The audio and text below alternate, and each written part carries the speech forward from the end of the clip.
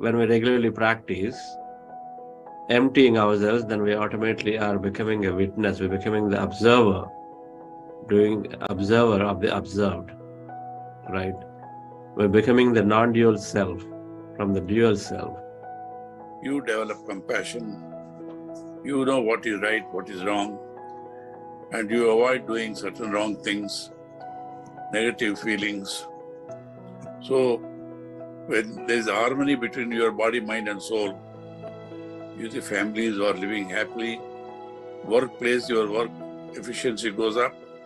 When the heart chakra meditation was going on, I could swam through my past and started imagining things happening in future also, the good past memories. I could feel that, and I almost had tears in my eyes. And overall, it was excellent session for me today. Thank you so much. What we desire, automatically the universe gives us. The only thing is we should be passionate to achieve it. We need to be passionate to offer a lot of love, lot of peace, lot of gratitude to everyone. I was always in a position of choosing, thankfully. Again, right? I was always in a position of choosing, okay, there are 2-3 engagements happening, so I want to choose this. Let me go with this. To me, managing my time was a lot more important than just going and doing any engagement just because the money is good. And it's all thankfully because of all the things that happened prior to it, right? I saw the face of my close ones and I just cried ample, full on. I've never felt the emptiness expanding, which I felt today, and I felt my body was getting heavy and it was maybe levitating, and I got scared at that time. And I've never experienced anything like that, so that's why I wanted to share. Every experience is a good experience because we're transcending time. And so what you said, for every second I know that I'm in thought.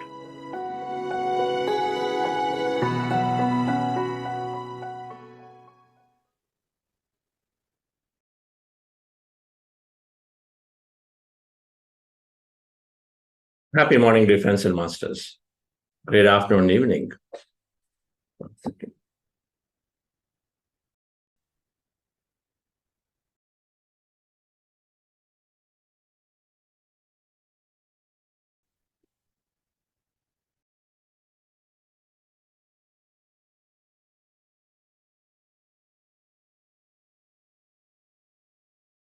In this program,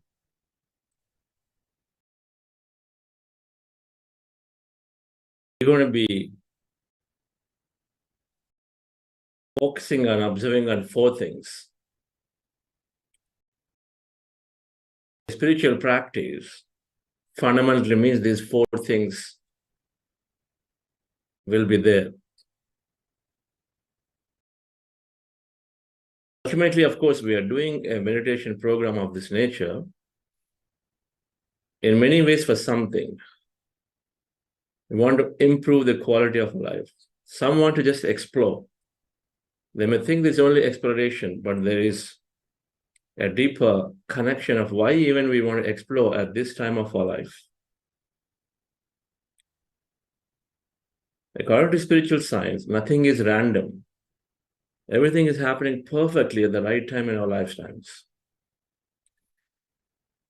Some wants to heal, some wants to progress in life, some wants to just know some answers.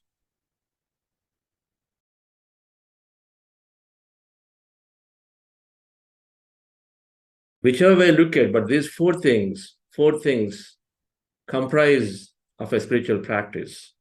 Because ultimately, any practice we do, any practice we take, must lead towards a greater life, towards a more meaningful life.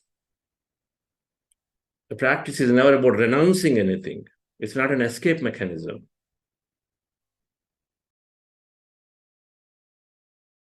So the four things that we will be looking at throughout this 40-day program,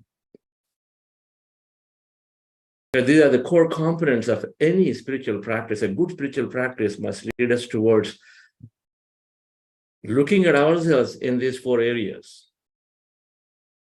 Number one, meditation by itself, which we will be practicing this. The right meditation technique, which is helping us to connect to everything out there.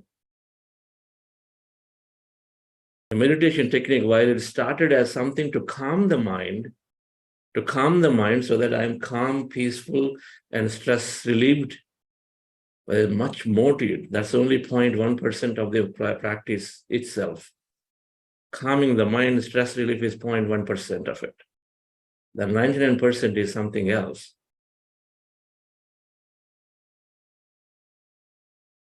But having a regular meditation practice, going into the depth of it, understanding it, and then being able to effortlessly sit, doing it for longer and longer and longer.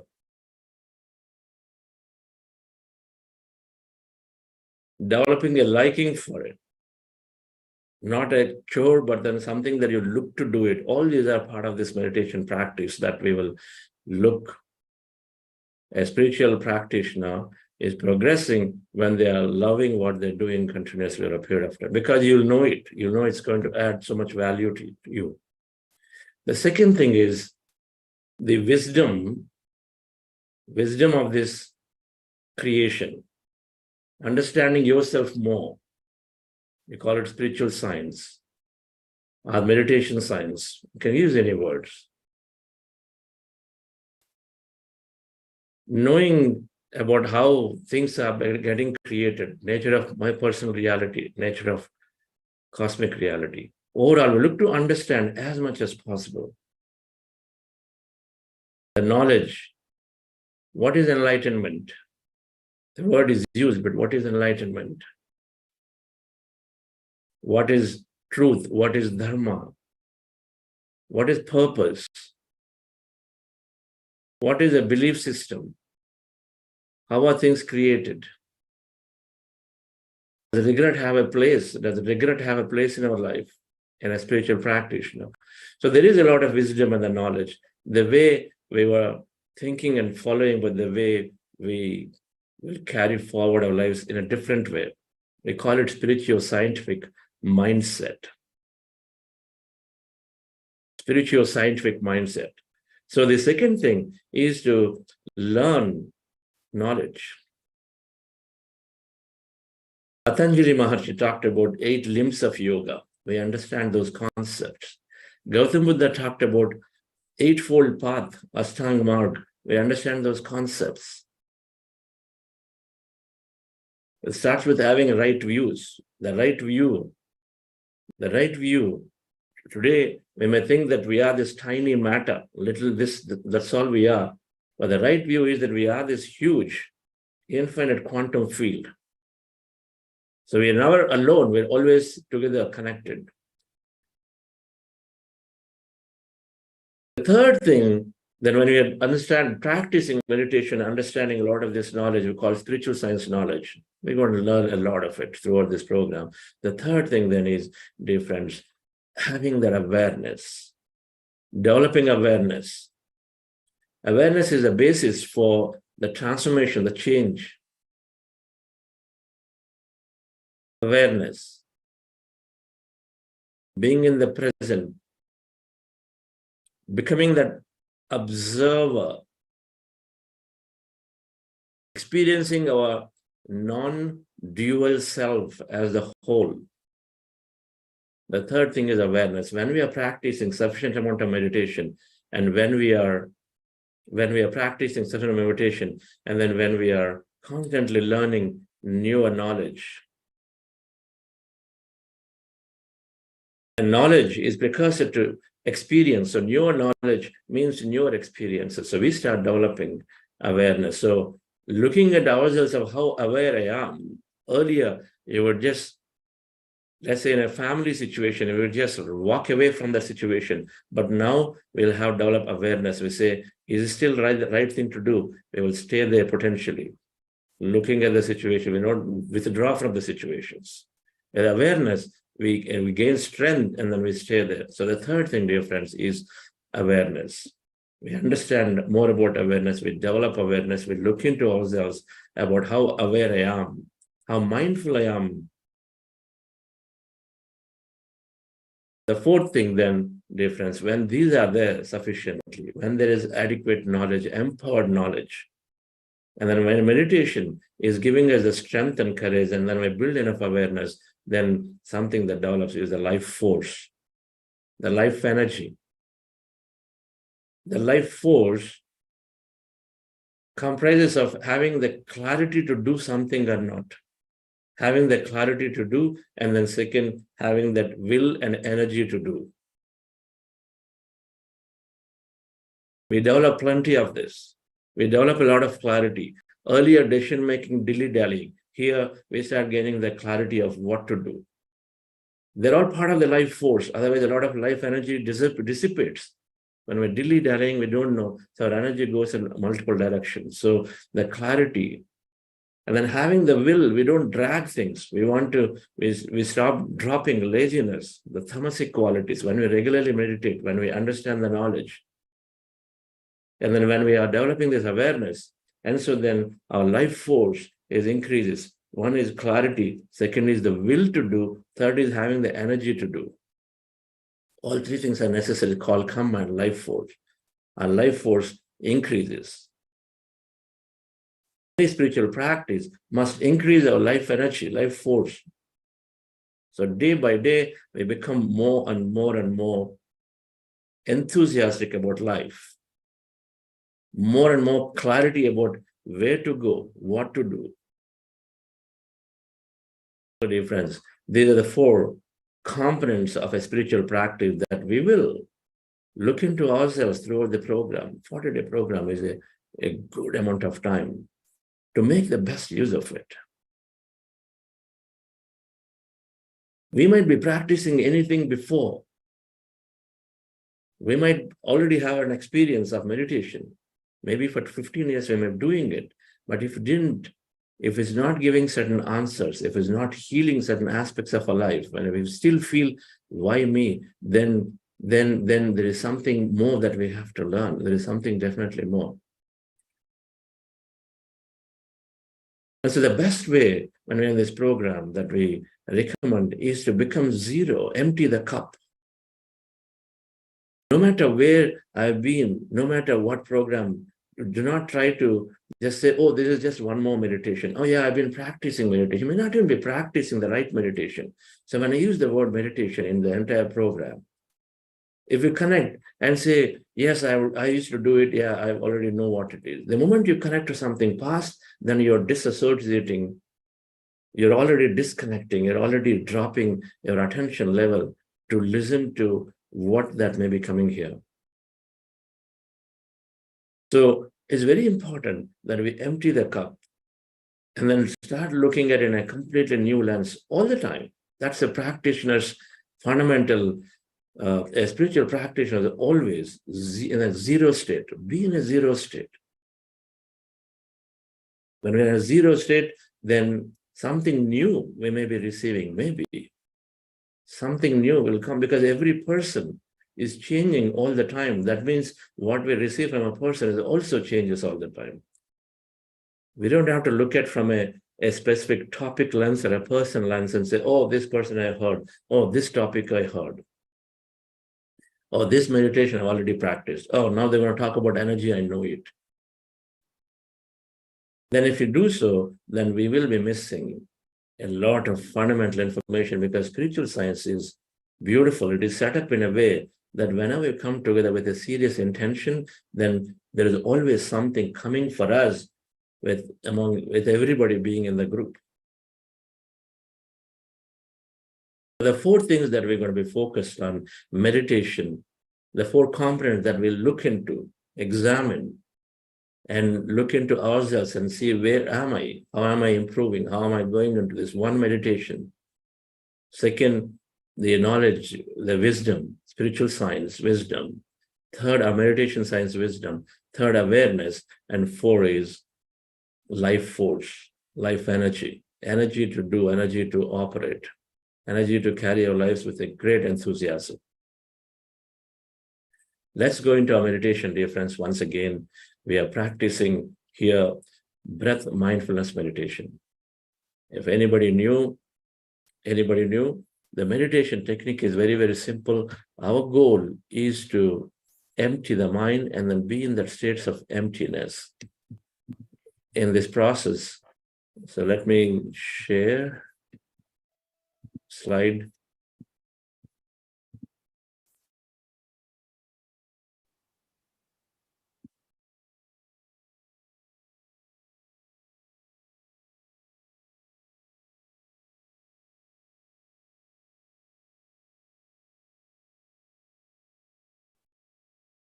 So our goal is to empty the mind in this process. We have thousands of thoughts. Very simple. We sit down, as you see in the picture, eyes closed. If you are wearing spectacles, remove them. Fingers into fingers, hands in your lap, comfortably rested. Cross your feet at ankle. And then take back support if necessary, but be comfortable in your posture.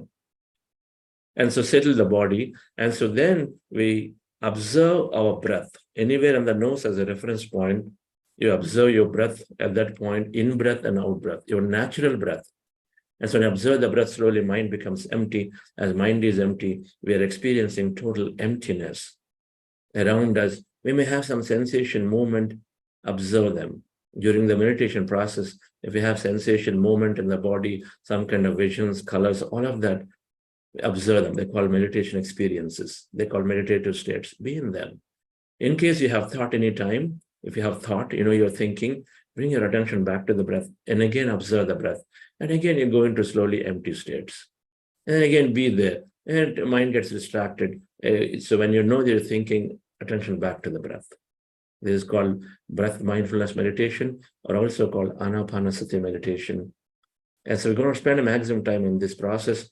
Before that, we're doing this process called heart elevation. Yesterday, I described this process. And those of you who are new, joining for the first time here, so please do go back to day 1 and day 2 recordings to know about this process in great detail, so that we can follow it beautifully for the next few days. But the heart elevation process is very, very simple. We do it for a few minutes so that we drop ourselves into a deeper meditative state before we start the breath mindfulness meditation. Right, friends, just follow my guidance for it. Relax yourself. Sit comfortably. Relax your body.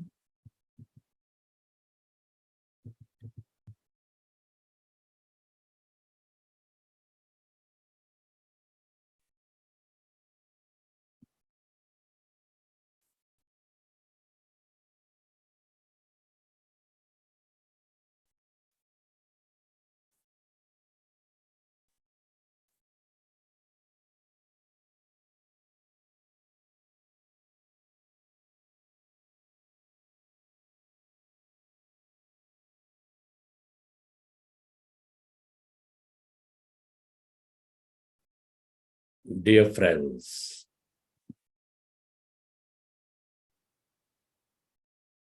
with your specs removed, eyes closed, keep your hands on your chest area.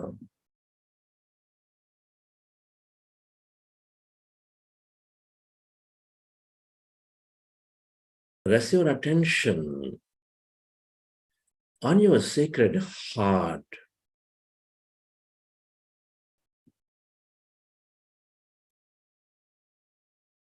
Can you feel your beautiful heart?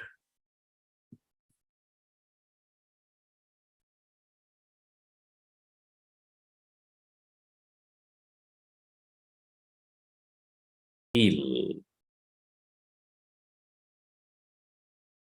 this seat of all emotions, which is nurturing all life with its energies of love, joy, gratitude.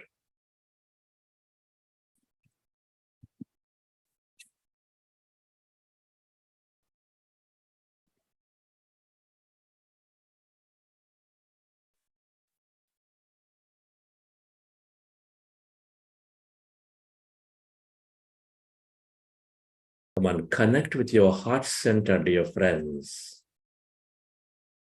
With your attention on your heart center, feel it.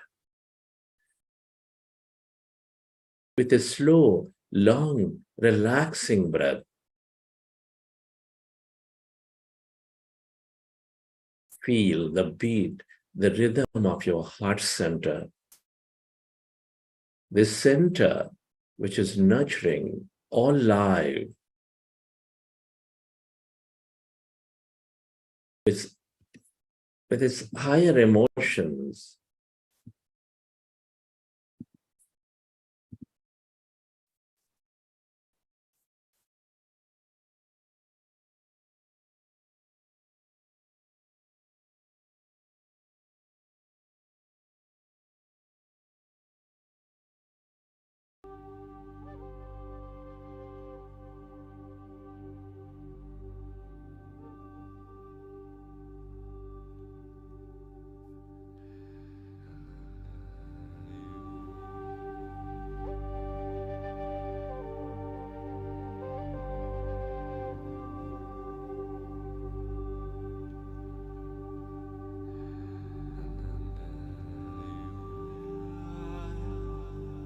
when you recollect an experience from your past, from your present,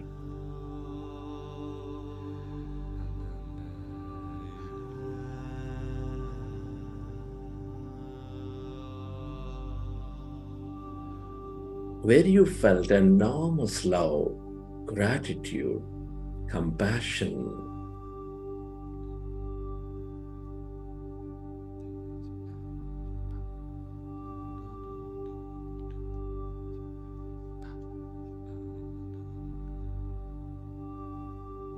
relive that moment of your life, of that love, of that gratitude, and feel that emotion in your body, inside a beautiful heart.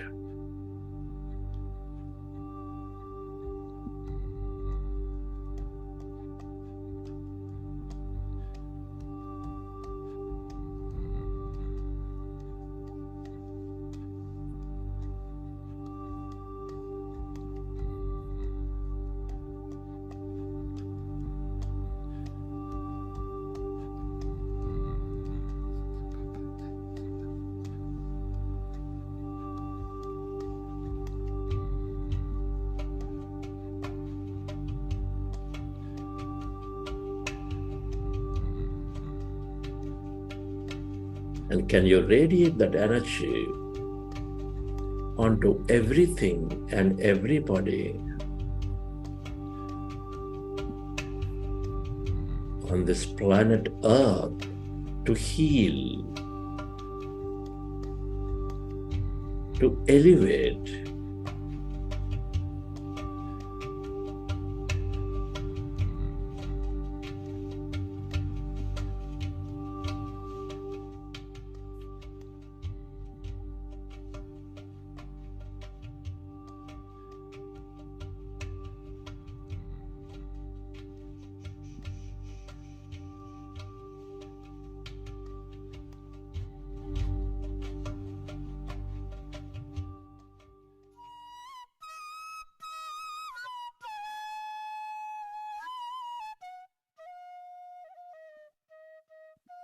and slowly let's go into breath mindfulness meditation.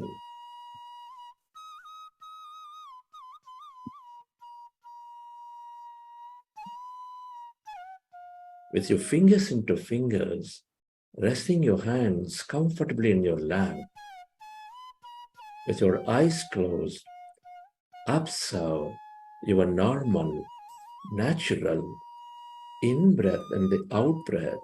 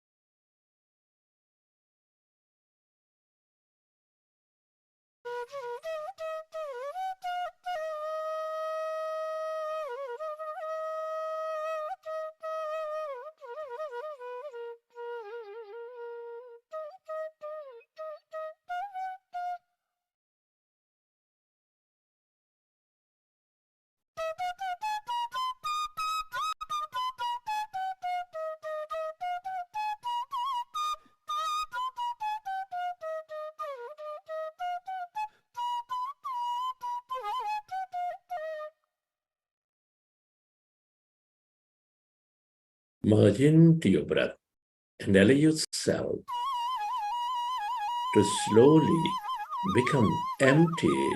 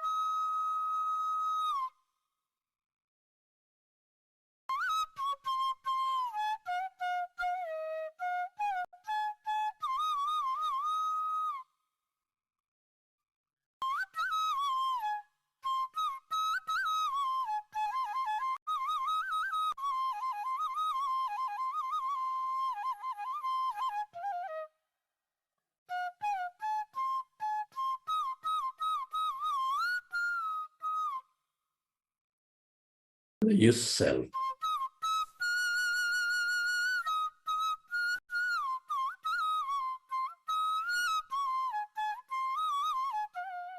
To merge into your breath and allow yourself to experience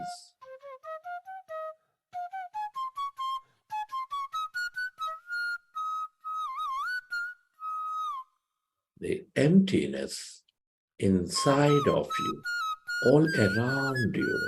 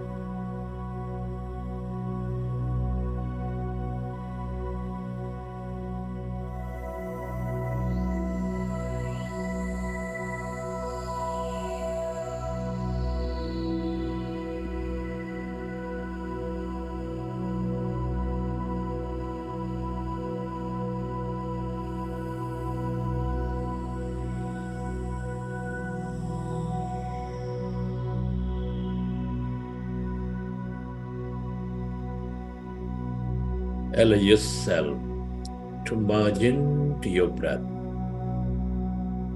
and allow yourself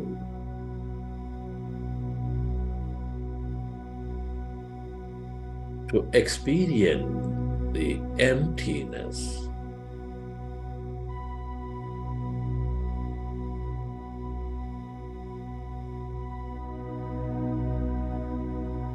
Inside of you, all around you.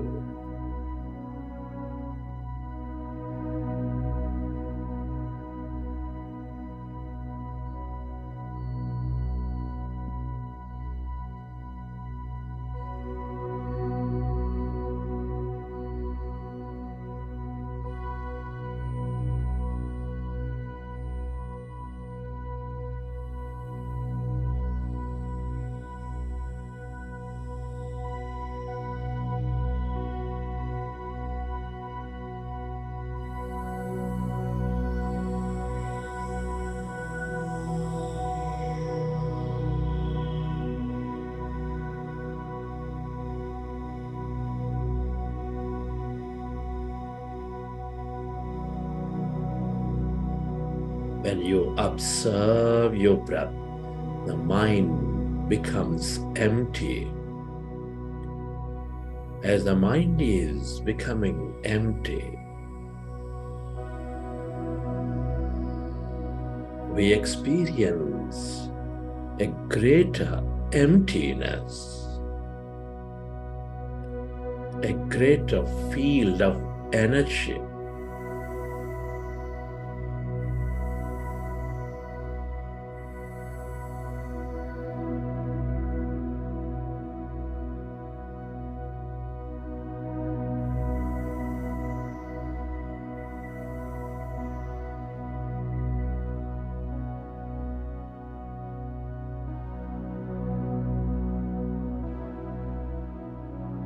As the mind is becoming empty, our body moves into greater coherence.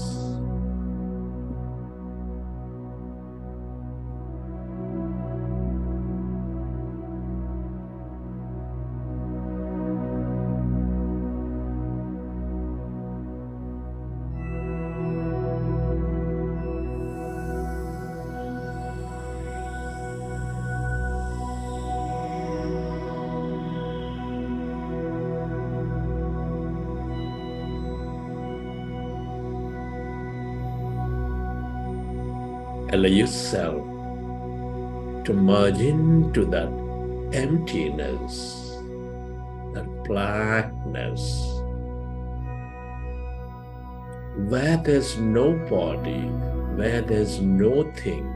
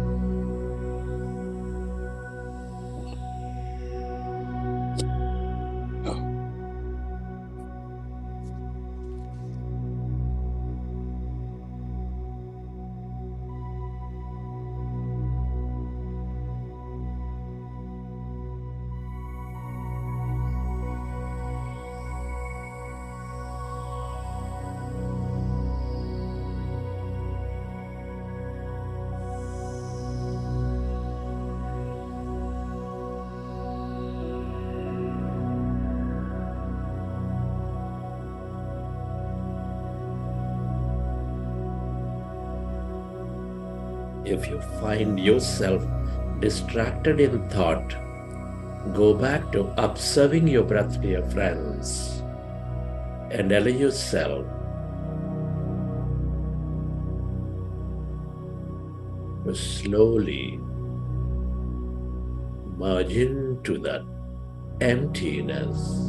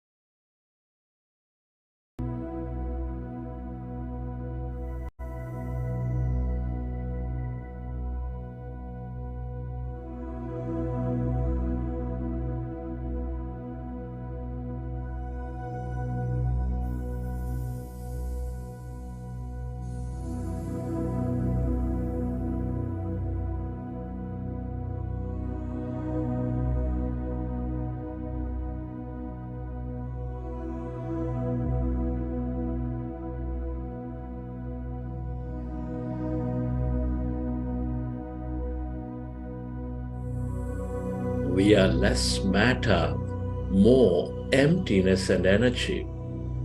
Allow yourself to experience this emptiness as you merge into your breath.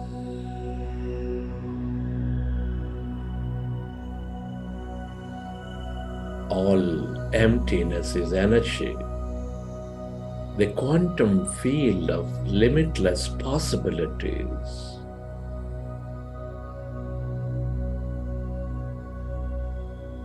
The more you are with it, the more you stay connected to it, the more you become of it,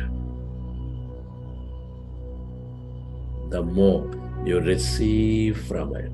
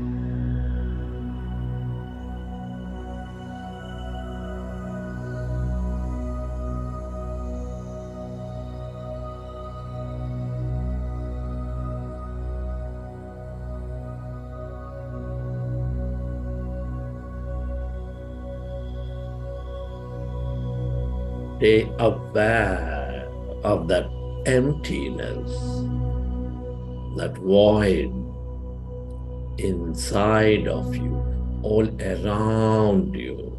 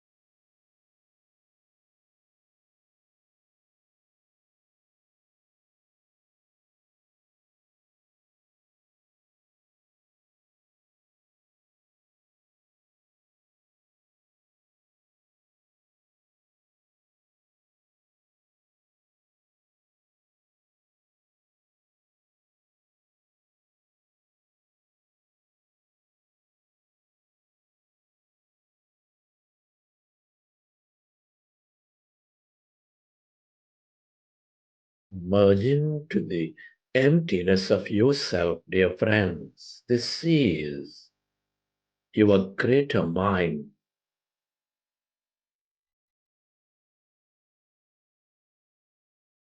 Everybody and everything are connected in this field.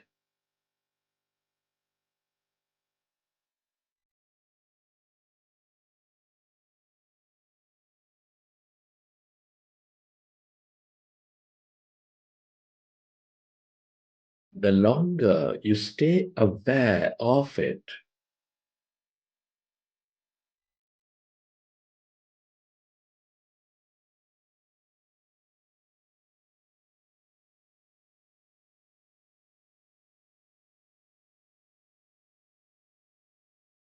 the more you experience everybody,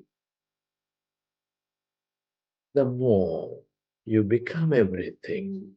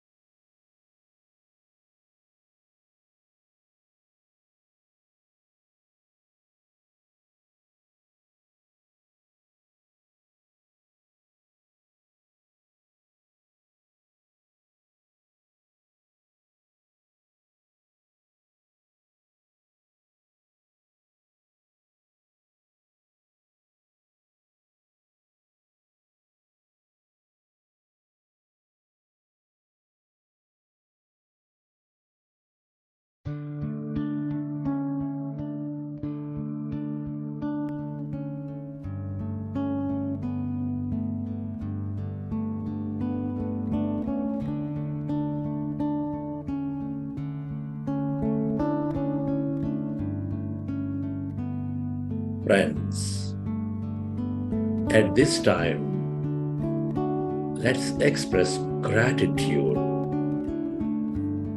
Gratitude to everybody and everything.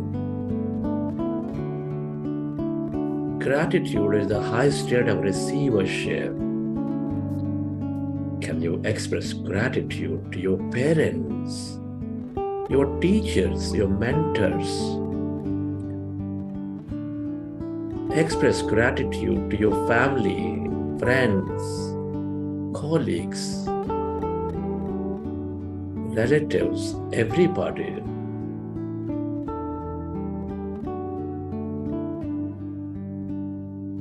Be grateful.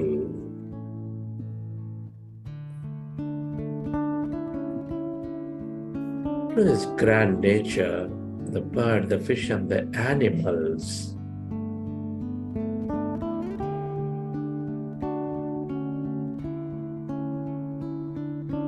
Your gratitude to everything you use, the technology, the government, the companies, the systems.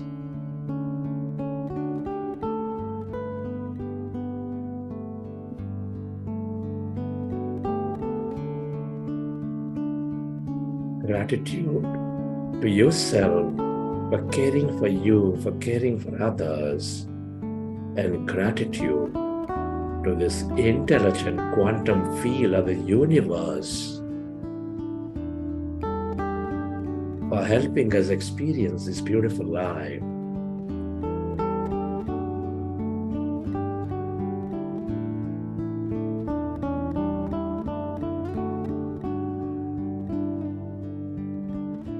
Gratitude is the ultimate state of receivership.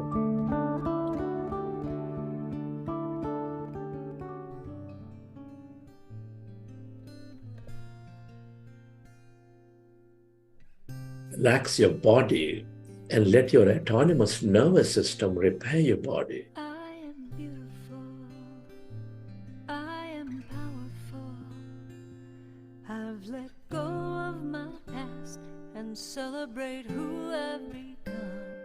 I am beautiful. I am powerful. And I celebrate who I am.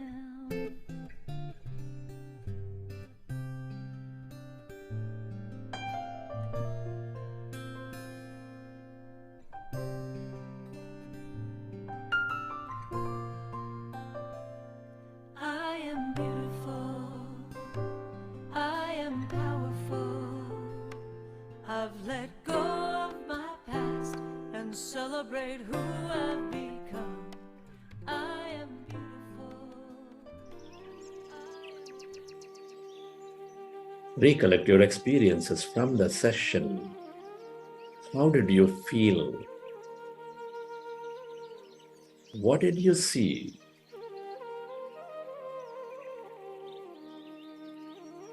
And whenever you're ready, you can keep your hands on your eyes for 5 seconds and then you may open your eyes.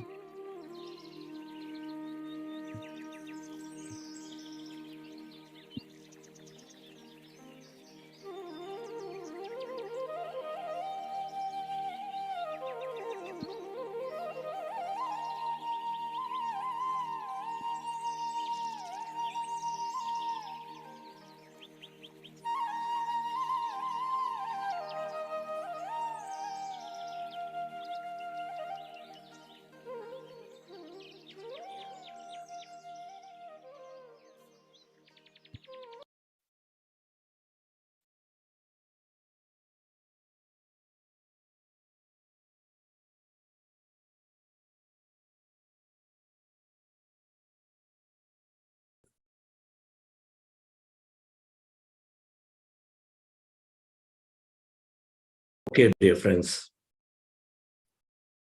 Hope you enjoyed the session.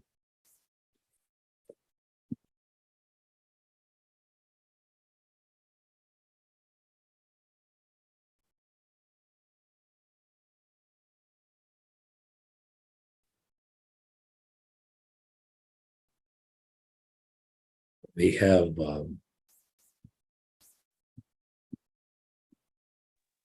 Padmashri Karthikeyan sir,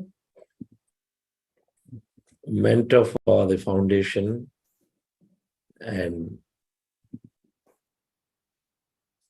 great master of meditation, former CBA director. Hi Karthikeyan sir, for joining us.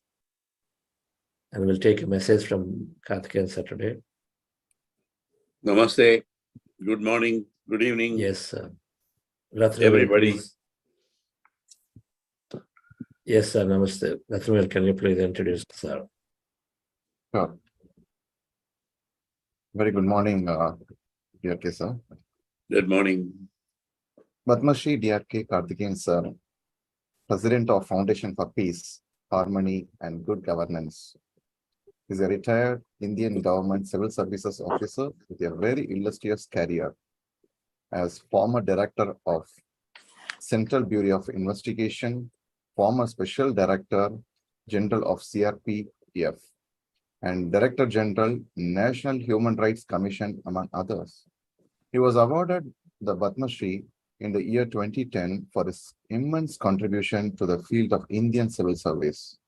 Karthikeyanji is on the board of several non-profit and for-profit organizations as director, trustee, advisor, chairman, and much more. He is closely associated with many spiritual organizations and the masters worldwide, including Art of Living, Isha Foundation, Pyramid Spiritual Societies Movement, Ananda Sangha, Brahma Kumaris, and etc. He is fondly called as spiritual ambassador to the world. Dr. DRK Karthikeyanji is a regular practitioner of meditation and attributes a lot of holistic health benefits to meditation and advocates it compassionately to everyone. He is a key inspiration to Bhuttasi Quantum Foundation. We welcome you on board, sir, again, and over to Subhash. Thank you, Mr. Rathnavil. Chandra, always a pleasure to join this session. I've been doing it last 2-3 years, every 40 days. And this time, the interesting theme is oneness. You know, today what is happening around the world? Turmoil, wars, senseless killings, barbaric events taking place in many parts of the world, particularly Ukraine, Russia, Palestine, Israel. We have all been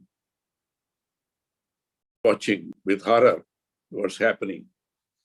Man's cruelty to fellow beings is worse than what wild animals do. Wild animals kill only when they need. To kill their prey and eat. They don't kill unnecessarily. Well, in creation, they are supposed to eat only other beings, they do it. But why man, with all this sophistication, is doing what he's doing? Because there is lack of oneness. So this theme of this 40 days, their oneness is most appropriate at this time.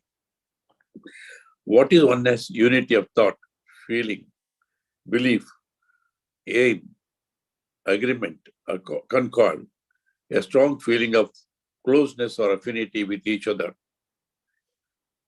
connection in every sense of the word. Oneness is a feeling of interconnectedness, a transcendence of boundaries or dividers, intense heart opening and awareness of the inherent goodness of all beings. All beings, not only human beings, all beings. State of quality of being one, in united agreement. Importance of believing in only one divine. Maybe many methods of worship, but ultimately there is only one divine. The oneness of the universe created by the God gives a feeling of being an integrated human expression. The world is, everything in the world is connected and interdependent. Irrespective of the religion you belong. Ultimately, to arrive at true oneness, a person needs to do a lot of inner work and self-reflection. So nothing can be better than the method of meditation. And meditation makes us all realize our interconnectedness. There is only one force. The science also says the same thing. Ultimately, it's all question of vibration, interconnectedness. So meditation, of course, is an ancient gift of our saints along with yoga for attaining perfection by individuals and realizing the oneness. So, of course, it's becoming prominent in recent years. We have to recall with gratitude the contribution of Brahmarshi Pitamaha about 40 years back. A simple man went to Vipassana meditation.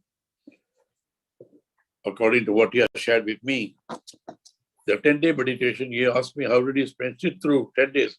In my life, also a critical point of time, I went through Vipassana meditation. But he said, after one day, I found it was good enough. And that is, the first 3 days are what is called Ana-Pana-Sati, that is observing the breath, incoming and outgoing breath. He said, I found it good enough, but I could not sit through. So he said he perfected the art of Ana-Pana-Sati meditation, simplified it, intelligible to a man on the street.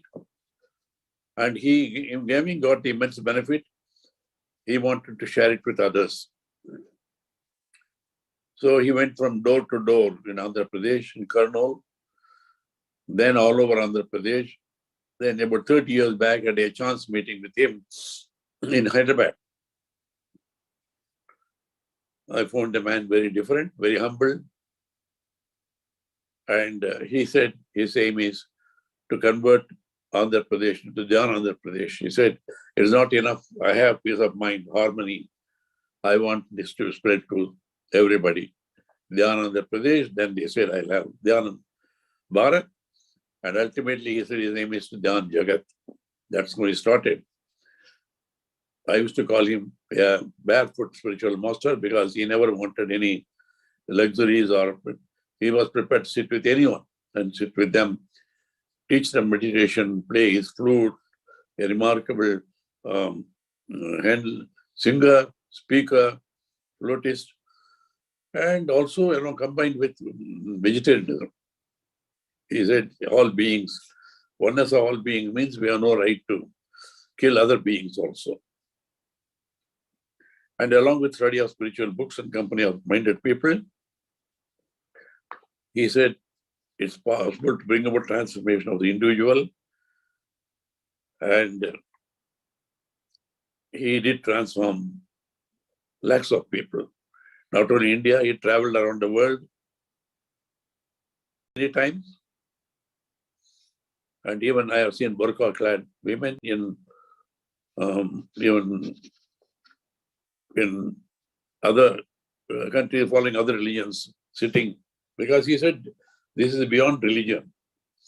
You have to believe in yourself, that's all. And that's the way he has transformed a lot of people everywhere. And well, the time had come for him to go to the other world, but he left behind a band of dedicated meditation teachers. Like, for example, now Chandra and Vani, they built up a beautiful team, Buddha CEO Foundation. In less than 3 years, they built up very committed young masters. The team, this 40-day meditation course, thousands have attended and benefited around the world, of people of all ages, right from 9-year-old children to 90-year-old people, doctors, scientists, ordinary people. They realized ultimately the peace and harmony and physical, mental health, and more than that, relationships can be attained only by inner transformation. First is harmony between the body, mind, and soul of the individual, then the family, then the society. And such societies only can bring about peace and harmony in the whole nation. Only such such nations were transformed can bring about a world with peace. We have seen all these conferences, international conferences of leaders, world peace conferences have resulted in nothing so far. Sincere attempts are made, but nothing, because the transformation has to take place within the individual. Once individuals are transformed, families are transformed, peace in the country, then the world peace is possible. So if that had been achieved, now we could have created a world without war, where there's harmony, people caring for each other. This type of cruelty to fellow beings could have been avoided. Well, even now, it's not late. There's organizations like the Buddha CEO Foundation and dedicated masters like Chandra, well, touching the lives of hundreds and thousands of people. That's the way we can hope to transform the world and create a world with peace, harmony, and prosperity to everybody. It's not enough. You see, it's like a body. The whole body may be healthy, but suppose my hand is not healthy, then there's no health for the body. So every part of the body, like that, every human being, in every country, we have to transform them. And the method is meditation. It is nothing new. It's an ancient technique. For thousands of years, our ancient Rishi Munis have found out. And not only in India, it has been so in all systems. All the great masters of all great religions have gone into meditation. And out of meditation only, they created compassion and sympathy, beings, and dedicated their lives. So, ladies and gentlemen, I compliment all of you. Those who have joined this course for the 40-day, don't give it up. What is important is commitment. Commitment to yourself. It's not a favor you are doing to Chandra or Buddha CEO Foundation or to me. No. These are the people who have the immense benefit they have achieved. They want to say, fulfill the dream of Vishnu Patriji of creating a Dhyana Jagath.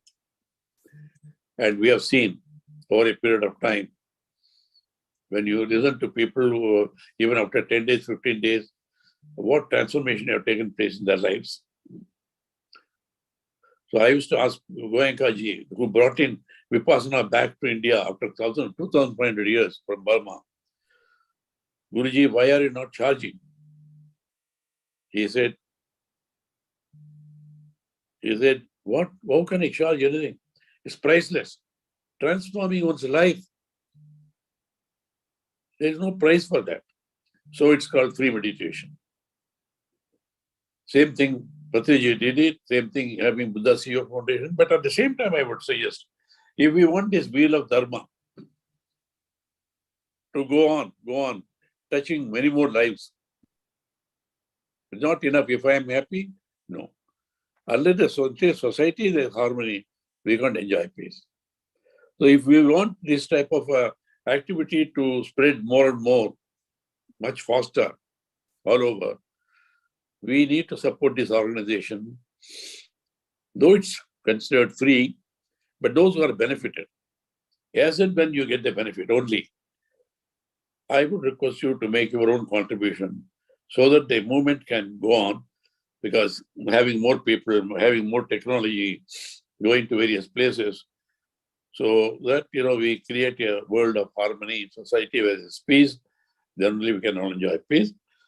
I would request all of you, please continue every day, don't give it up. Some days are not possible, doesn't matter. You can continue. Some days you are late, doesn't matter, you continue. Of course, YouTube is also there. And spread this message to as many others as possible. And wish you all a very, very healthy, happy, harmonious, prosperous life. Thank you, Chandra. Please continue your mission. Congratulations. Thank you. Namaskar. Thank you, Karthikeyan sir, for this wonderful message, inner transformation leading to oneness and harmony. truly. That's the word, inner transformation. The four things that I was talking about, meditation, wisdom that we have to internalize, awareness that we have to build, which is from inside, and then life force that is generated from inside. So thank you very much for this wonderful message, sir. Thank you for all your support throughout. Even though I sent flyers at the last minute, it went to thousands of people from your side too. So really, really thank you.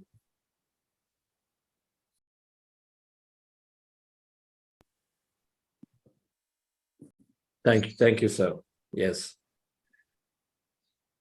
So dear friends, that's Padmashri Riya Karthikeyan, sir. Someone who has been educating the system of meditation worldwide with great compassion throughout. I've had the fortune of working with Karthikeyan sir for a few years now at Pyramid Valley International with Patriji.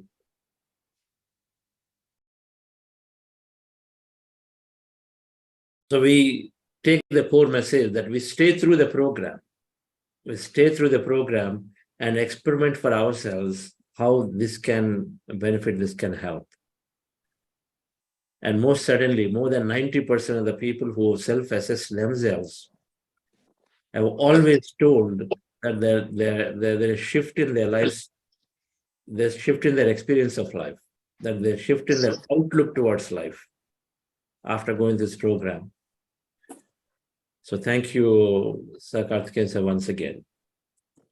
Yes, sir. So dear friends, I wanted to cover two important aspects today, a little bit of science around how meditation is really changing our experience.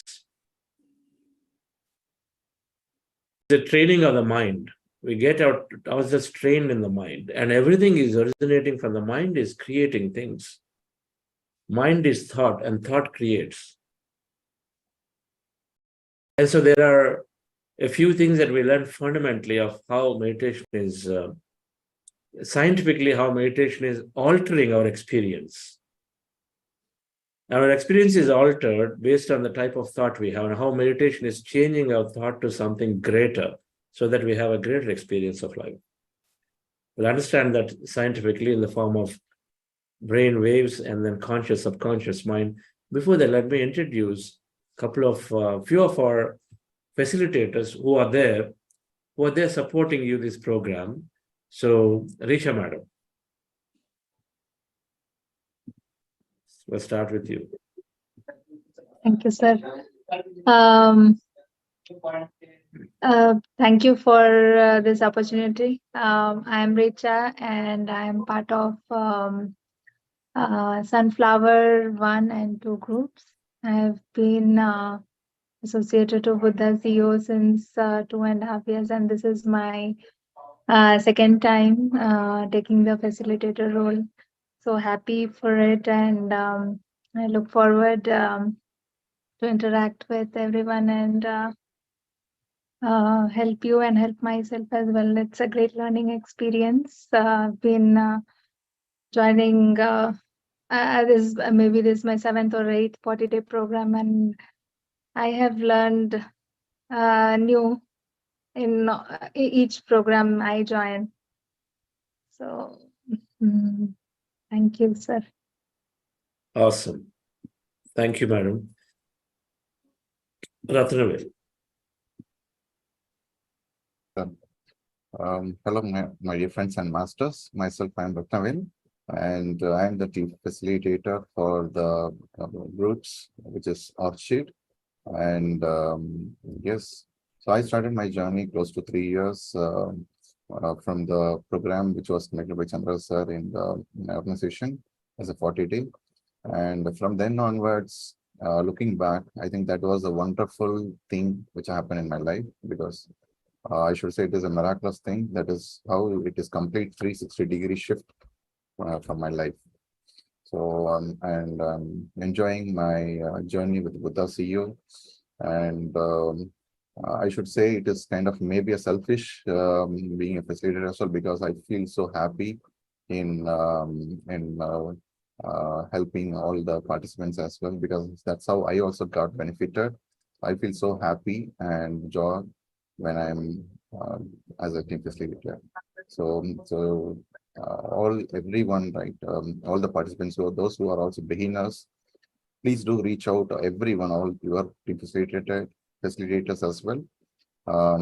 Whatever the questions, whatever the experience, please do reach out, and that is very, very important when you are starting in the beginning of the program. That's it. Thank you. Thank you, Rathnavir, for everything you're doing. So many things. We're going to listen from him soon about book clubs too. An important concept that we introduce as part of the program that you will listen. We're introducing is something called book clubs from next week. Yes, Nanaji garu. Thank you, Chandra sir. Thanks for giving this opportunity as a facilitator. My dear masters, I'm the facilitator for Tulip 1 and 2. I'm living in Abu Dhabi, and I'm doing meditation from 2014 onwards. And I'm with Buddha CEO from 2020. And I'm practicing meditation regularly and consistently from that 2020 onwards. I got immense benefits out of this meditation. I learned many things like manifestation techniques. And I had changed a lot through this meditation, my dear masters. I'm sure whoever is joined, take it as an advantage, be consistent, practice, join the sessions regularly, and I'm sure you will be benefited.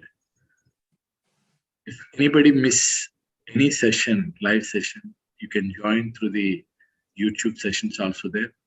So kindly take the advantage of this great session conducted by Chandra sir. Please do join regularly. Thank you. Thank you, Madam Masters. Thank you, Nanaji garu. Waking up at 4:30, I'd rather wake up probably much earlier than joining from 4:30 every day. It's great from Abu Dhabi. Really hats off to your commitment. Thank you. Surbhi, madam. Hi, my name is Surbi and I'm handling Lotus 1, 2, and 3. I'm a facilitator for these 3 groups. I started my journey with Buddha CEO in January, and there has been such a massive change in so many aspects that, one of these days I will definitely share my experience. I urge everyone to just keep on with it. Even if you see there is a dip, just continue and you will see that very soon there'll be a point when you'll realize that you can't do without it, because you'll see so many changes which are happening. Awesome. Welcome to all the Lotus participants. Thank you, madam. Thank you for time, no bar in meditation. Some are transformed instantly. Some are, because everything is past connection. Everything is past connection. And so thank you for doing this beautiful role supporting the mission. Well, it's my honor, and thank you so much for what all you all do. Thank you so much. And I think Chandra sir's words are like pearls of wisdom. One can listen to them again and again. Thank you, sir. Thank you. Koti. Yes, sir. Happy morning, everyone. Happy morning, Karthikeyan sir. A great pranam to you. My dear friends, myself, Koteshwar. I am the creator for the Rose 1 and Rose 2 WhatsApp groups. So I am associated with Buddha CEO since 2020. It's a great opportunity for me being here and participating in everyday programs like this.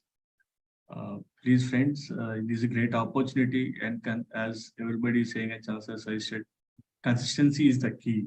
So please continue this journey. All after 40-odd days, you can see the great transformation. Depends on your practice. So if any queries regarding this program, please reach out to us. We are always welcome to you about this meditation journey. We are happy to assist you. Please reach out to us. Thank you so much for this great opportunity, sir. You will hear, you'll all hear Koti's name again and again. So thank you, Koti. He is one of our core members of the team, first member of the team, and we started. And so he'll be there, he's doing many, many roles. So thank you, Koti, for doing Facilitator 2 this time. Thanks. Yes. Apurva, madam. Yes. Yeah, thank you, everyone. Good morning and good evening, friends and masters. My name is Apurva Kondamutti. I'm from St. Louis, USA. I'm working in IT, and I have been into this meditation from past 3 years, and also associated with the CEO. And I think it's a great fortune to be a part of this team and become as a facilitator. So I have learned a lot of things by attending the program. And later as a facilitator, I got to learn more and come to know how much I have learned when people ask questions and queries. So I learn from them as well. So thank you, Chandra sir, for giving me this opportunity. I am the facilitator for the WOW Coherence, Jasmine 1, 2, and 3. So please reach out to me if you have any questions. I'm always there to assist you. Thank you. Thank you, sir. And also happy Halloween to everyone. Thank you, sir. Okay. Happy Halloween. Yes, sir. Yes. Culture must be celebrated. Why not? It is so much of fun. Friends, we will introduce the remaining, we have 3 more facilitators. I'll introduce them tomorrow.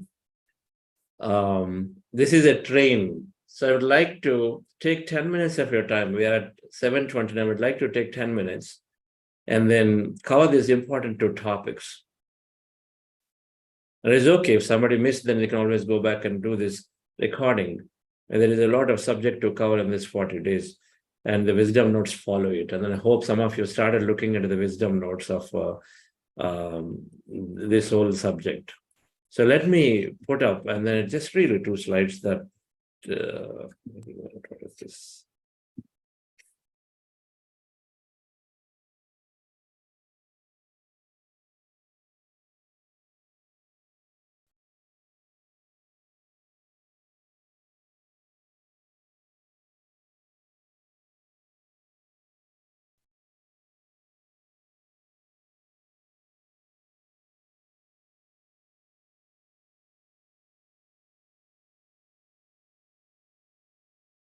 So what we are doing in this program on a Monday, on a Wednesday, and a Thursday, I call something called masterclass. So we're going to go into a little bit of detail, and post-meditation, we have these subjects. And first week is a little erratic here, there, because in introducing, we're getting a lot of concepts right. So today we're understanding how meditation is altering the mind and then altering the brain waves in the mind. These are very important scientifically to know what happens when we sit down with eyes closed.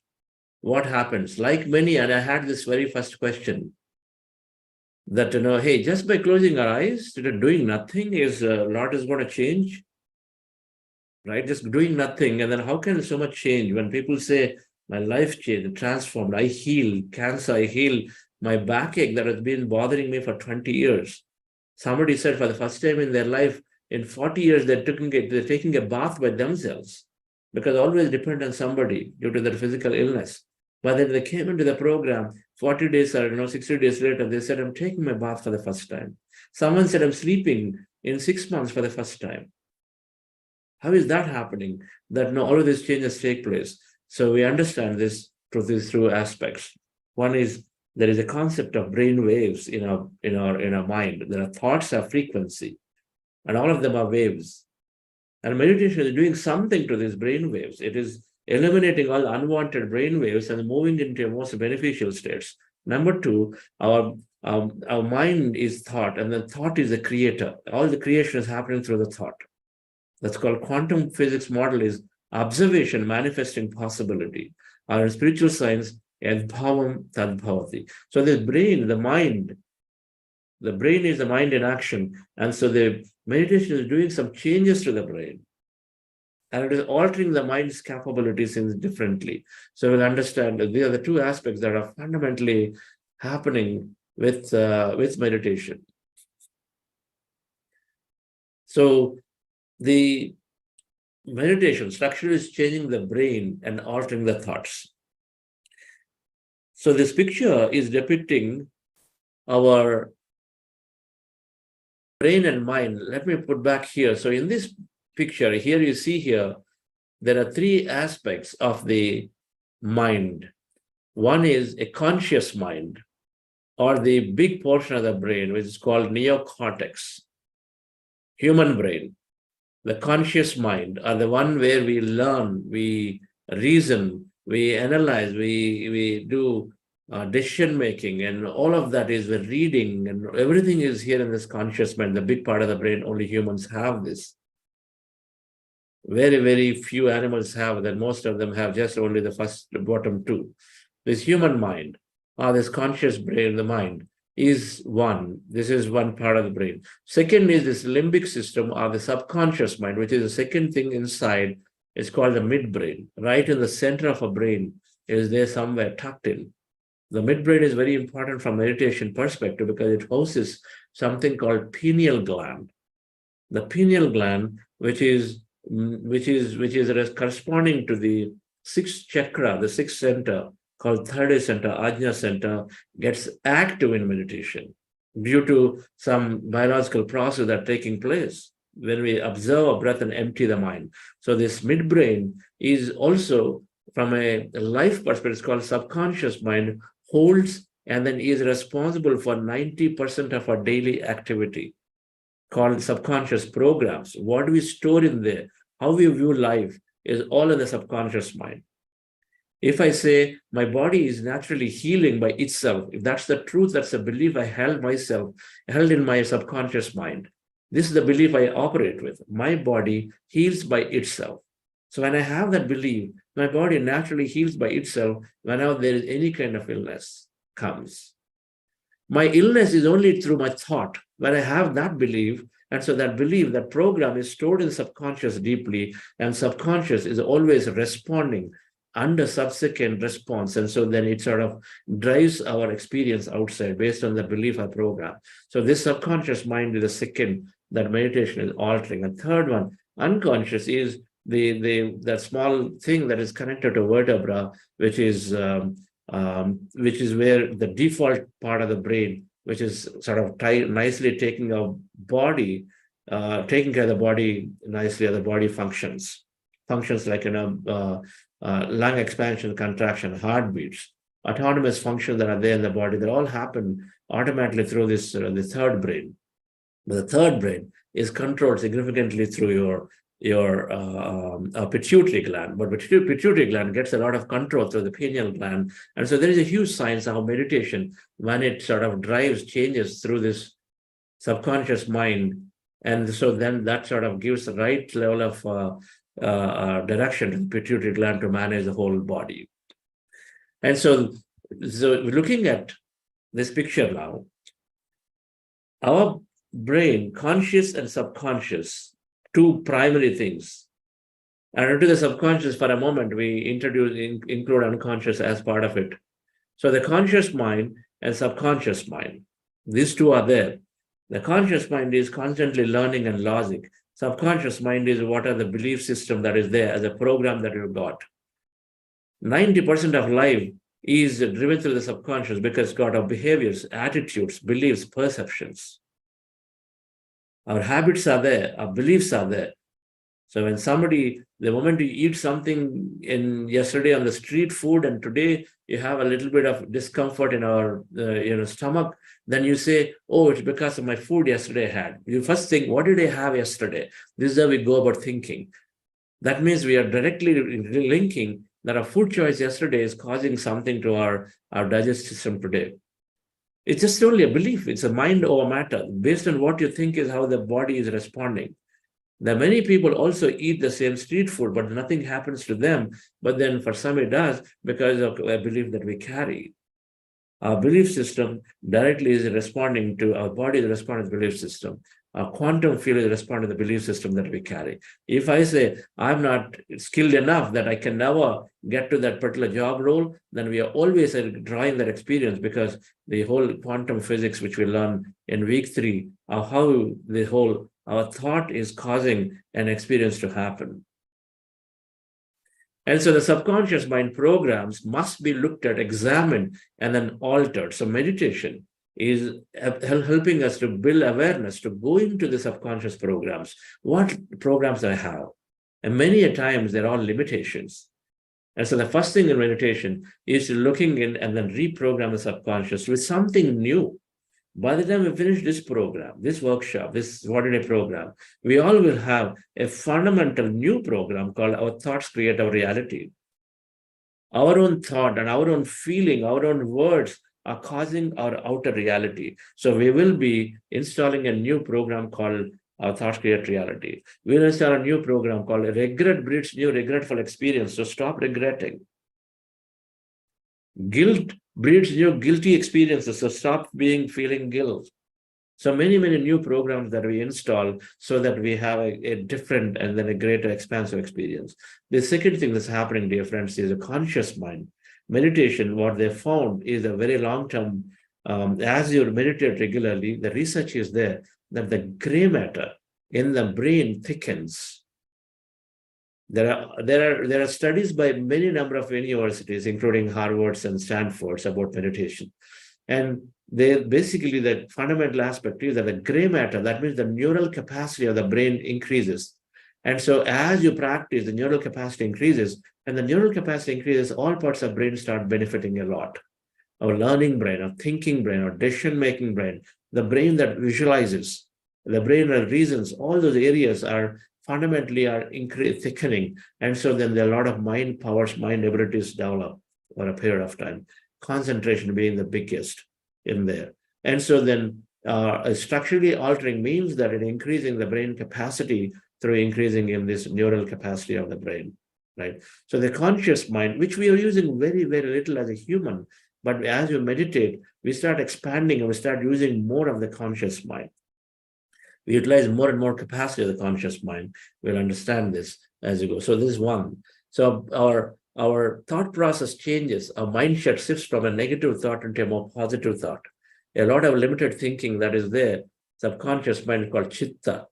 The chitta, the ground of all thought, is slowly altered when we regularly meditate and when we regularly take in new knowledge. The second thing that is happening with meditation is that we are mostly spending time in this conscious mind. And then as you meditate, slowly it gives you access to the subconscious, the barrier being analysis. We keep logically analyzing everything. When I say a thoughts create reality, very few people readily accept if you are new first time to introduce a concept. You say, how can my thought create my experience? It's always the other person, other thing that's causing to me. It's my spouse who is doing it to me. It's my boss who is doing it to me. It's that colleague who is not cooperating. It's not me. But we're very surprised as we experiment with this understanding that so how people change, how things turn around and things happen when we change our thought. We are the biggest we limit ourselves in significant ways. So the analytical mind, which is constantly reasoning and which is constantly looking everything based on the past experience, is blocking our new learning. When we meditate, this layer of analytical mind is slowly dropped. It is unwanted analysis is dropped. We keep the analytical mind in check, and so then that stops, and so then we start learning and receiving beautifully.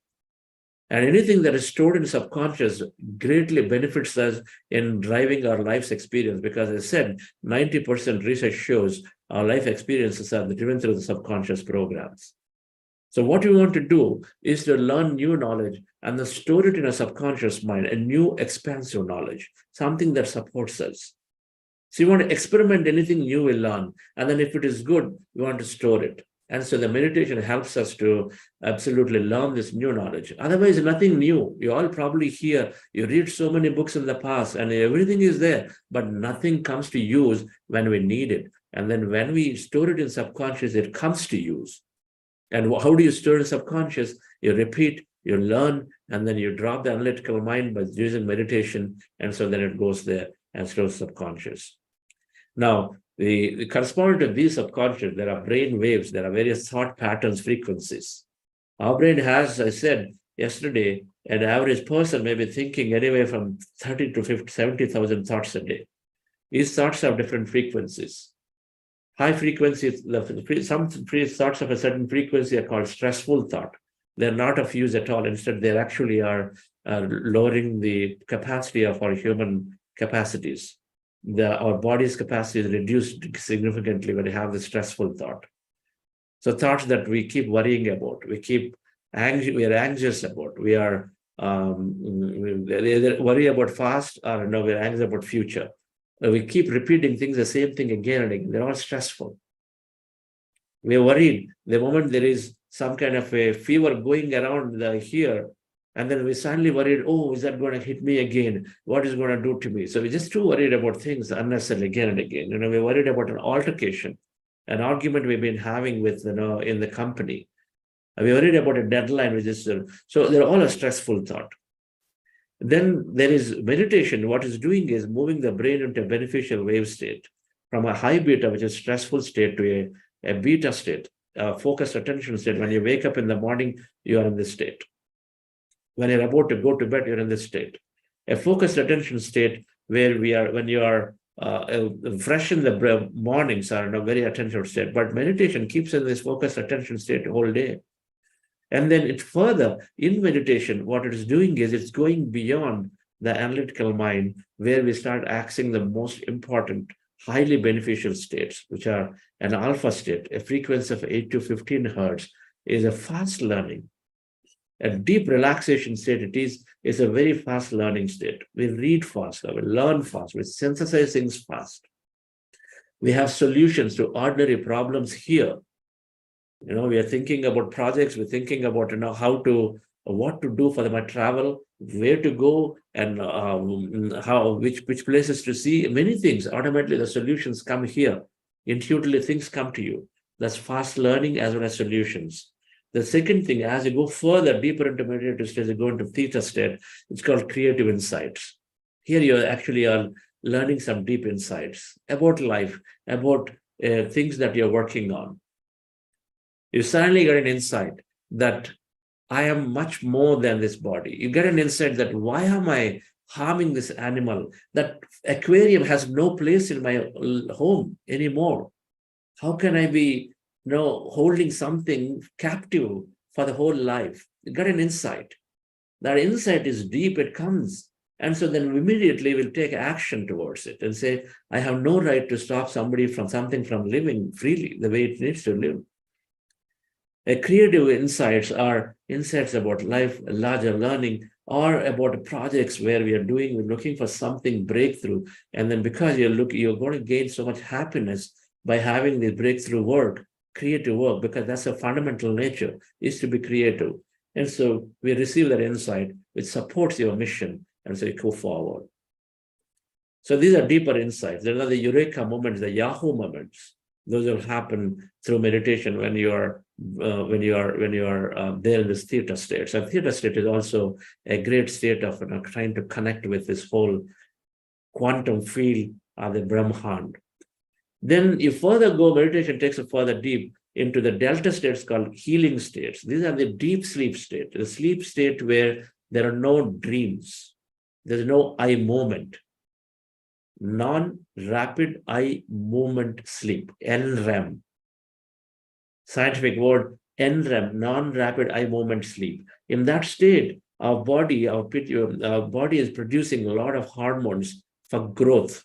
The growth hormones are produced, and in many ways, this delta state is a deep sleep state that doctors recommend that one must go into. The beauty of meditation is it takes us go into this delta states pretty easily. In a few minutes of meditation practice, you're down there, slip into it.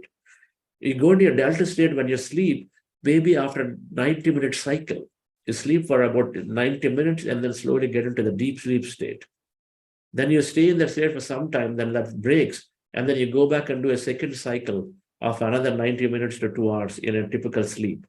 Whereas in meditation, you slip into the delta state pretty quickly. That's why a lot of healing is happening for people, even though they do a little bit of meditation. And so this is another very beneficial state. So further you go into the deeper states of meditation, then one is going into this peak performance state called gamma, a state where our brain circuits are working in deep coherence across the board. Right? So the peak performance states, we are going to flow states. People who meditate go into flow state. That means they forget themselves in their work. They develop a great concentration. So they get a lot of work done in a short time. So the peak performance states happen, bouts of it happen regularly for meditators. So when we meditate, dear friends, from a stressful state, we automatically go into these beneficial states regularly. So a long-term meditator generally is hovering in this alpha state. A long-term meditator is not in stressful state, is beyond in a focused attention state, is generally hovering between beta and alpha states. That's where they hover. That means they are gaining a lot of solutions. Life becomes effortless. Things are happening, right?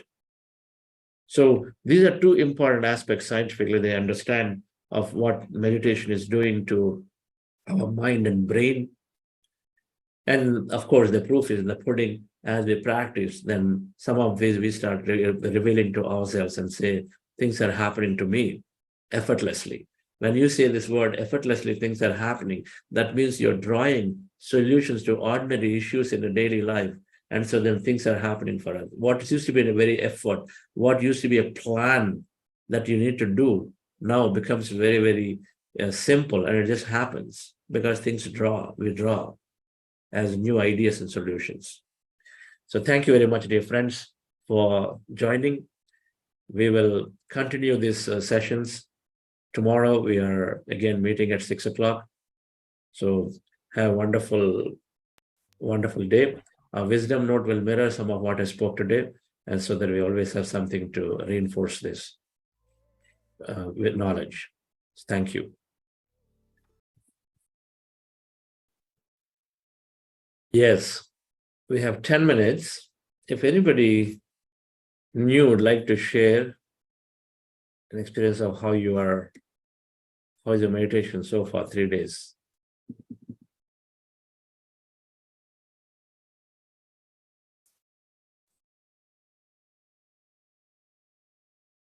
Or a question?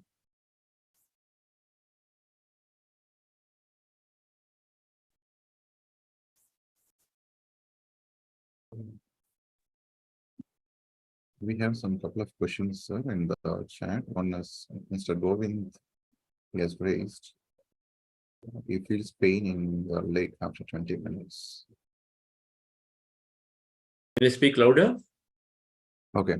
Mr. Govind, sir, actually raised one of the question, like where he felt feeling pain in the leg that compelled him to leave the session. Okay. Yes, pains will be common. Pain means healing.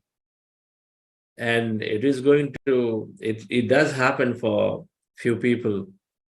And it can happen to anybody, anytime. But it means that you are gone into thoughtless states. It means that there's plenty of energy being circulated to the body during meditation. And so any hidden blocks somewhere in the energy body, the blocks are getting removed. And pain is a common experience. But what do? We got to sit through it. We got to bear. You have to bear. So many things are done to so many people and systems in the past. We have to bear these pains. If we want to progress, then we must bear the pains. And then it only means good thing. There is some things are getting dissolved. That's what it means. The energy that comes by force, the forceful energy is coming, so much energy is flooding into your body, which is a good thing, that things are getting dissolved. And it only means that a greater health will follow. Anything that is otherwise there in the energy body, which is waiting to happen to the physical body, is getting dissolved right there. Our energy body, pranamaya kosha, shows an illness 6 months to 12 months before it shows up in the physical body. And so these are a reflection of that. So please continue your meditation practice, don't break it. If it's too unbearable, then of course you will not be able to concentrate, you break it, but then go back into it, meditation again.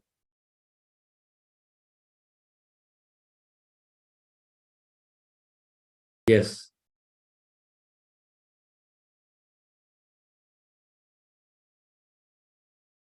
Sure.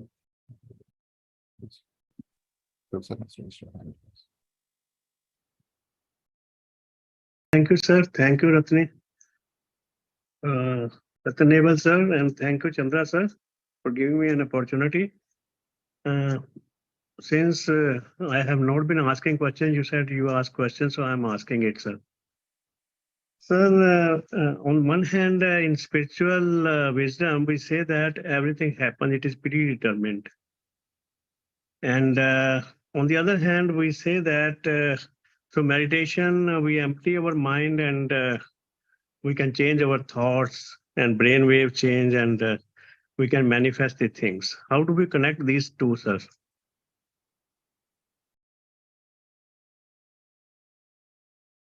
You know the answer. Yes, sir. Maybe yes or maybe not, but I'm not testing anybody, but I'm whenever I get confused and I am a child, I'm saying, sir, before you, I am a child. Predestined. Nothing Yes, is sir? predestined. Nothing is? Predestined. Okay, sir. There's Okay, nothing is predestined. Yes, there is a plan. Everybody wants a plan. When Right, you're sir. waking up in the morning, you're making a plan for you for the day. Right, sir. A little bit of plan we make. When we're going to a 10-day Thailand trip, we make a plan. Right, sir. Doesn't necessarily mean in any way that the plan cannot be changed. Right, sir. We are at our free will to change the plan depending on the circumstance of that your Thailand travel. You will decide one fine day and say, hey, this thing is too good. I'm going to cancel what I planned for today. I'm going to extend one more day in the same resort or same place. You're going to decide to do it. You decide to do it for greater enjoyment, greater learning. You say, oh, this lecture is too good. I thought, I went to a conference, I thought I'll just do this once, but no, this topic is too good. I'm going to cancel other topics. I'm going to focus on this because greater learning. We're always making decisions for greater learning, greater enjoyment. So a plan changes. We come with a plan, but we change the plan. And we are the creator of our plan. It means, sir, if we live in past, then it will continue. So it will be by default. But if we change our thoughts and change our plans, then our reality will change, sir. So we can change our present, we can change our future. I think so. Like always. There's always that Vidhi, the Vidhi Rata, or somebody who wrote our plan, our design, somebody created our design, is not somebody. We are that somebody. We are creating our plan. Everything that is there true in physical plane is true in a plane before, in that energy plane. So we create what we want to experience. We are here as an intelligent human being here experiencing it, but human being, otherwise we're truly an energy being. So we experience, but we keep changing. Every thought that we're having is altering our plan. We're always altering. Every experience is altering our plan. There are some larger things. For example, you make a Thailand trip, you go to Thailand, you wouldn't generally change suddenly from Thailand, I'll go to Vietnam. You won't do that. Many things are not even possible because your circumstance is such, your visa is not there, your flights are available. So you can't just like that switch to Vietnam while in Thailand. So you will be in Thailand, you will accept that you'll alter what you do. Many a times, you can't even suddenly change your accommodation plan. So then you will still be sticking to that accommodation where you decided in that specific town accommodation. So then what you got? You got some flexibility to move a few things within that same plan. So a few things you can't just like that change because you already planned your environment, people, places, things too strongly. But then many things within that can change, right? Right? But with great effort, you can still change the resort where you're staying. That accommodation also can be changed with extra effort. You got to put extra effort about it. Suppose you're going to Thailand and then you felt, no way, I think I got to the wrong place. You put little more stronger effort, and then you run around at the embassy and then get a new visa for some country. You can still go, but that takes a lot more effort. So that's how we have to see altering a plan to different levels means our efforts have to change, right? So is it worth it doing so much effort? You yourself make a call, oh, it's not worth it. I'm here now, Thailand. Let me just spend my time in the best possible way. I don't want to now chase a Vietnam here, right? And so this is really how we decide. We come with a cancer and then as an experience, and then you have a choice to fight the cancer and then absolutely, and then do everything possible. 10 hours a day, you meditate, and then drive that out. Or you decide and say, I love teaching meditation. I love sharing this great knowledge I have. I'm going to just utilize the time that I have in giving that knowledge to people than to work on myself and my cancer. You will have that understanding because you will know this is beautiful. I enjoy what I'm doing rather than just trying to spend time for myself. This is the understanding you'll have when you meditate, when you understand this bigger knowledge. So then you stop worrying about cancer. You still go and then live the life beautifully, doing what you feel is very purposeful to you. Okay. Right. Thank you, sir.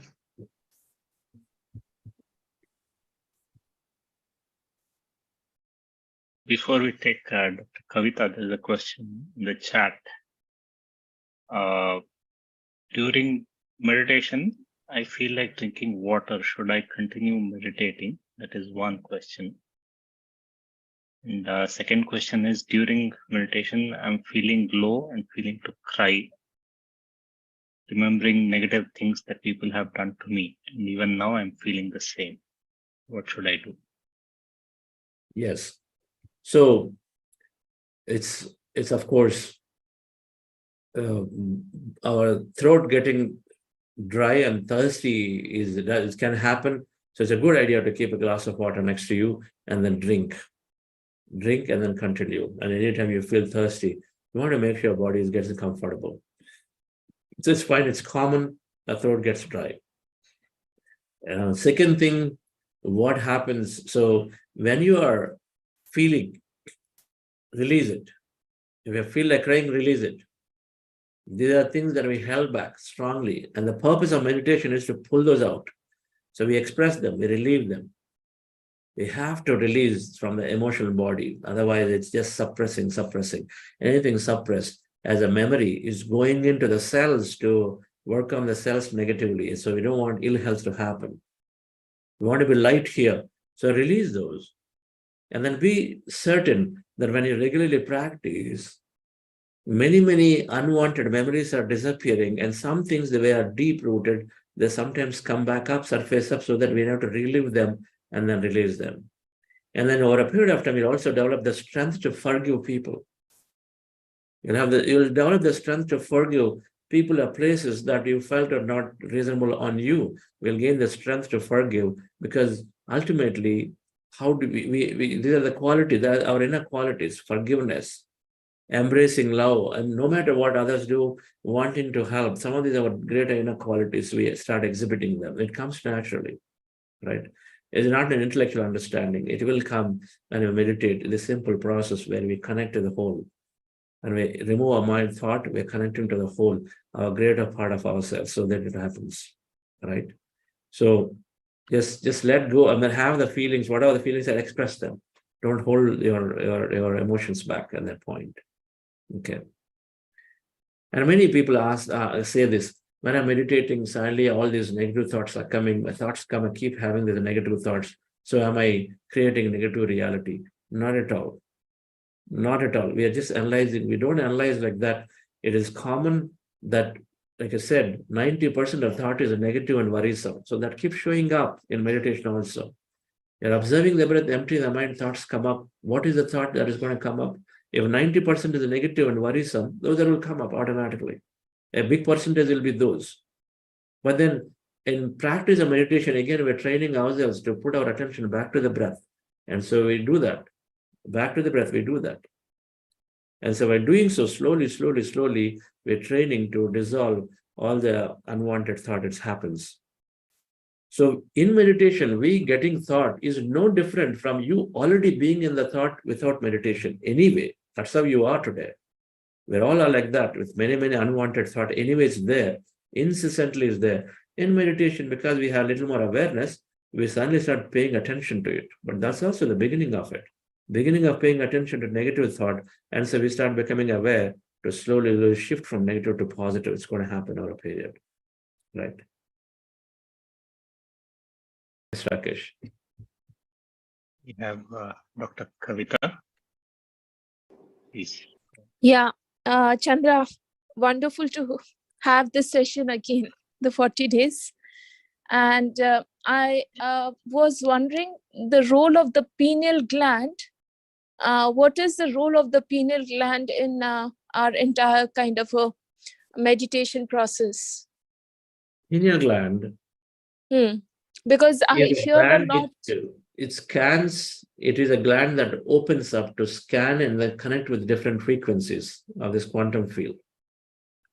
Right. The pineal gland pops itself as an antenna when there is emptiness and when there is sufficient amount of melatonin produced. And the melatonin seems to have some kind of reaction with the crystals around the pineal gland and softens them. And so there is a theory called piezoelectric effect theory, using which the pineal gland seemed to open up as an antenna to start receiving information and signal. It's called the third eye. The third eye gland is, when it's scientific, in spiritual parlance, we say third eye. So third eye means being able to see past and future. Now, pineal gland, idea of the pineal gland is that it scans and it tunes into different frequencies, and it is a connects to the entire quantum field. And so that our connection to the quantum field is this pineal gland.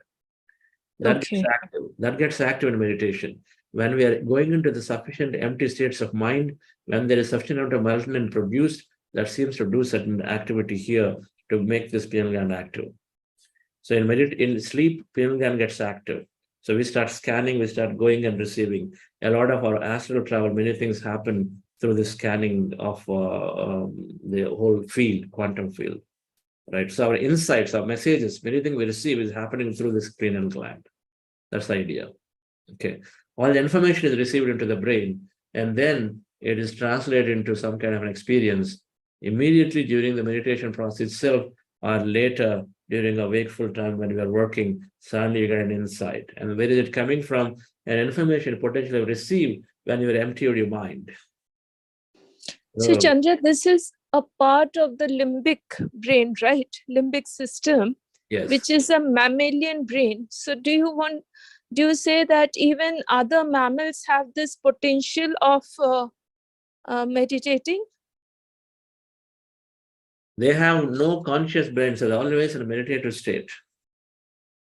They're always in meditative states, means they're with their instincts and feelings, and they're doing when they need to work, otherwise they're not. There's nothing to think. Conscious mind is not there for animals. They're very small developed. And so, but then yes, the pineal gland, which is there connected, their structure, their anatomy is different for animals. Animal anatomy is different. Human anatomy, we're talking here, where you have this pineal gland and then pituitary glands and all of that. Okay. But animals, if you're referring to animals, they have instincts brain, so which is our subconscious mind. So they operate through instincts all the time. Okay. They operate through the instincts and feelings all the time. Yeah. Their ability to learn is not there. The ability to learn, to internalize is not there. The learning, meaning the way we learn to create, is not there. Okay. They only learn what is necessary in survival process. Okay. Because these mammals, like dolphins and whales and other people who are slightly intelligent, I was just wondering if they are having this potential to meditate, because they have a small conscious mind and predominant mammalian mind, which is more pure than us.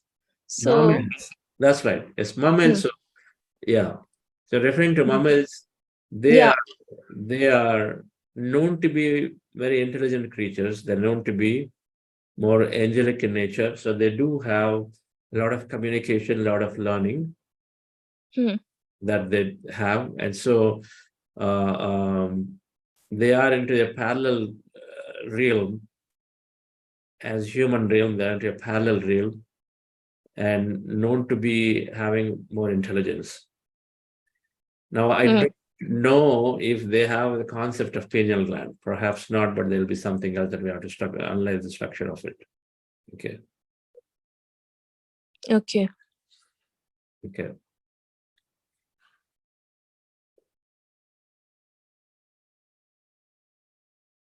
What's her name?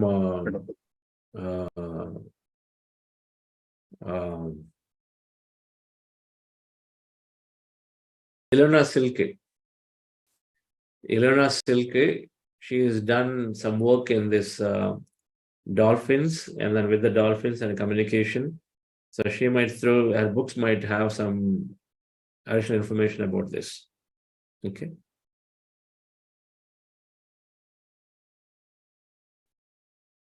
Right.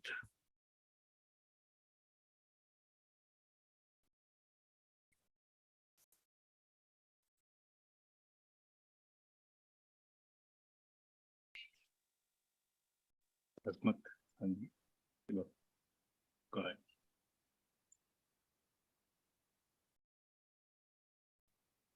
Hello. All animals have meditative qualities, Ashokji. They all exhibit different qualities. That's why, as we go into spiritual practices, when we see any animals, they keep showing up. They potentially are symbols and signs for us to pick up certain qualities then, right?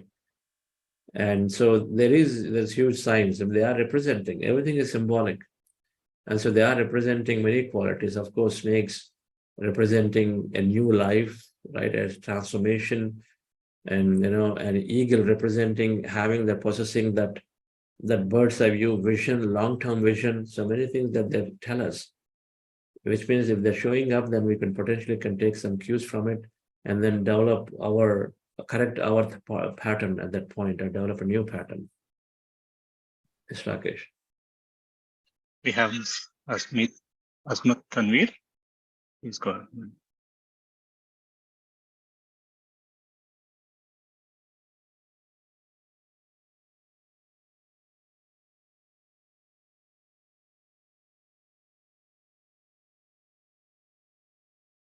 Okay, next one.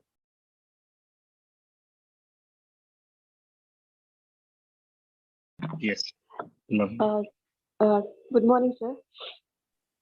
Sir, I attended the last program of meditation, and then after I'm continuous in that. 1 or 2 days I was not able to because my health was not good.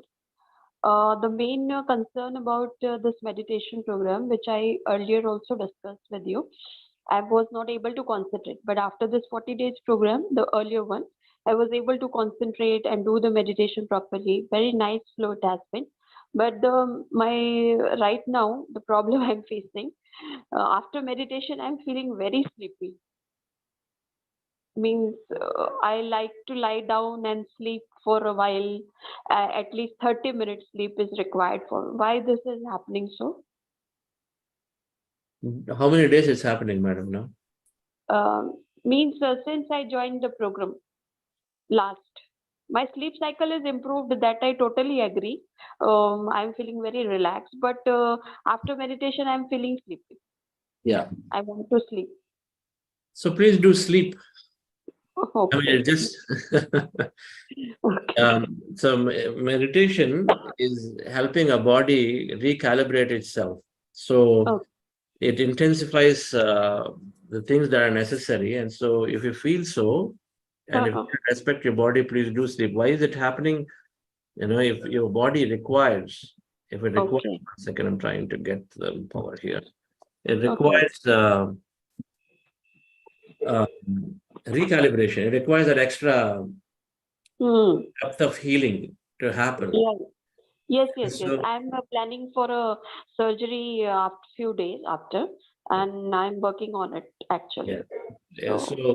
So who knows? It is trying to get you to heal before you even do your surgery.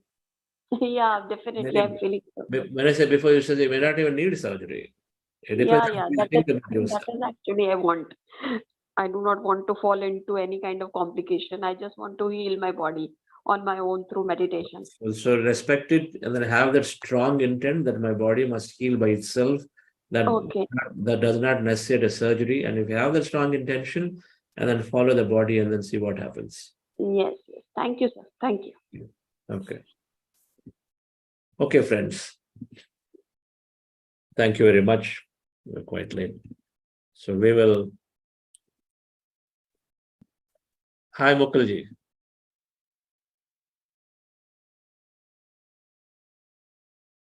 Morning, good afternoon, and good evening to every masters, and Chandra to you. We are enjoying the program. If we don't join, we do it every day on the YouTube, but we are enjoying. Thank you very much to all the Buddha senior team.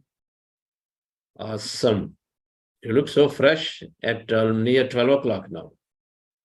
Whatever Oh, time. it's 10:45 11. in the night. 11. Okay. All right. Thank you. Thank you very much. Okay, friends. Thank you all, and we'll